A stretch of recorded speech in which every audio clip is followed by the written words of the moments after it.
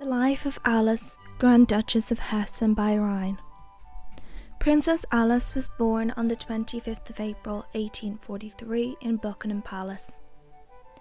After having their first son, her parents Queen Victoria and Prince Albert of Saxe-Coburg and Gotha, as well as the public, eagerly awaited the arrival of a second son. However, this was not to be the case. The Privy Council even sent her father a letter of congratulations and condolences on the birth of their second daughter. Alice's life was not one you would imagine a princess would have. She was educated in a strict regime and wore humble clothing. Their rooms were constantly cold due to her mother loving the chill.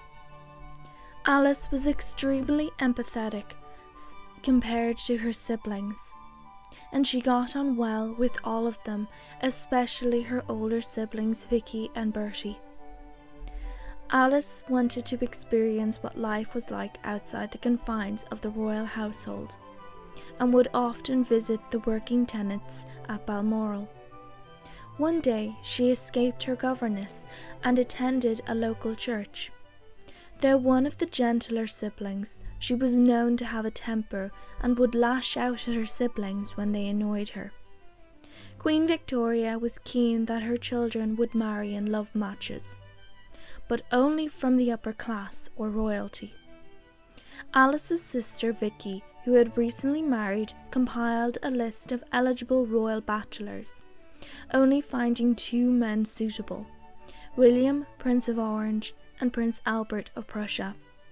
The family of the Prince of Orange were beside themselves with happiness at the prospect of him marrying an English princess. However, Alice did not like either man. After the two choices had crashed and burned, Vicky started to look for another match for her sister, and she landed on Prince Louis of Hesse. Queen Victoria invited him to Windsor Castle, and the couple hit it off. They loved each other's company, and Louis asked for her autograph as a keepsake. Queen Victoria started to make plans for the couple to wed, but then tragedy struck. Her grandmother died. Alice had nursed her grandmother to the end. She felt great sadness at the loss of her grandmother, and she had been close to her. Alice became the family caregiver, and she comforted her mother.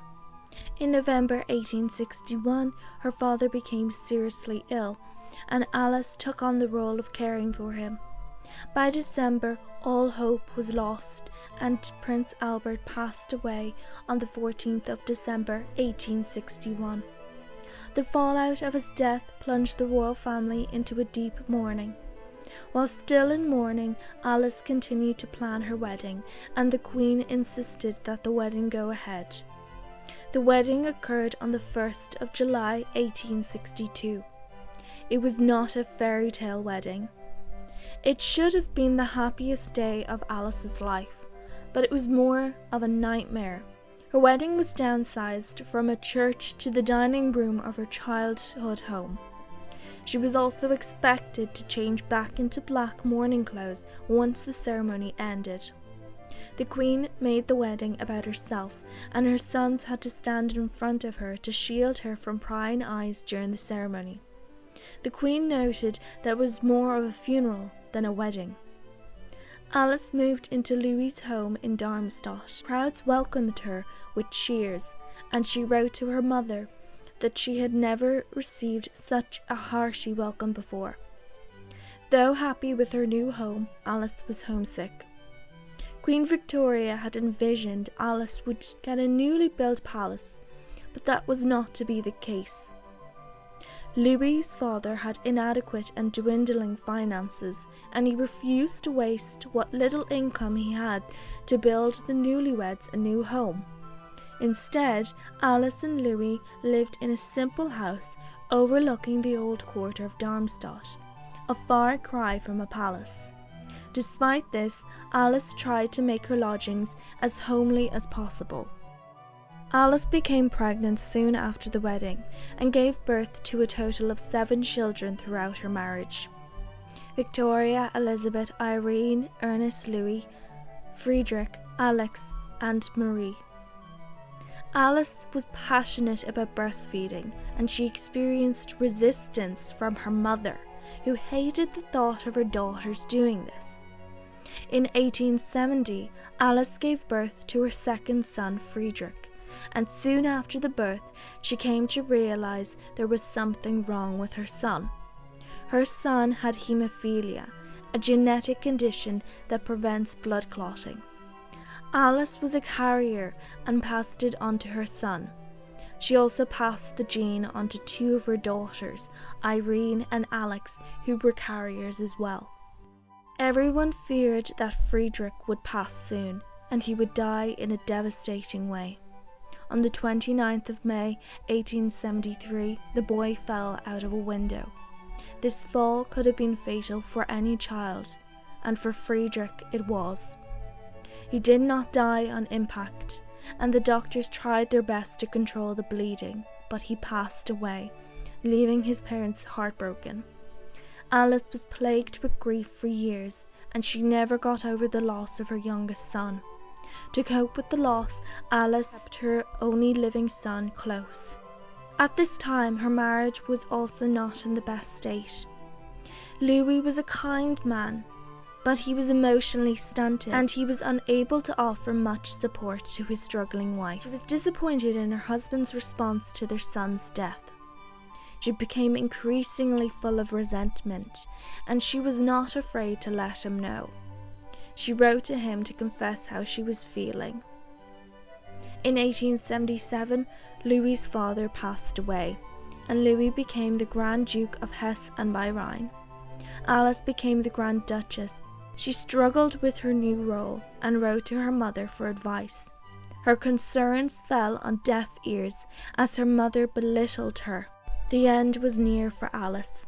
In November 1878, Alice's oldest daughter, Victoria, complained of a stiff neck.